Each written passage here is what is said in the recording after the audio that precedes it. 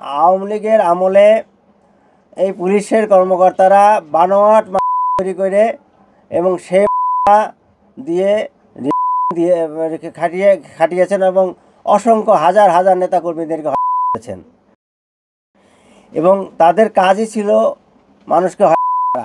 কিন্তু আপনারা দেখবেন যে এই পুলিশ কর্মকর্তারাই আজকে যারা আছেন, এই যে জুলাই বিপ্লবে এত লোক তারা কিন্তু সেইভাবে করেন নাই।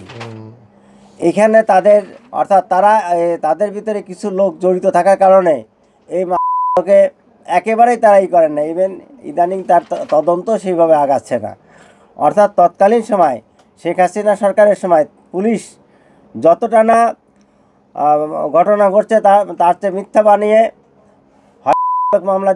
আর বর্তমান পুলিশ যারা আছেন তারা যারা হত্যা জড়িত, ঘটনার সাথে জড়িত, বিভিন্ন অপরাধে জড়িত, শেখ হাসিনার নির্দেশে গুলির সাথে জড়িত, তারা এখন আর ওই অপরাধীর বিরুদ্ধে মারতেছেন না।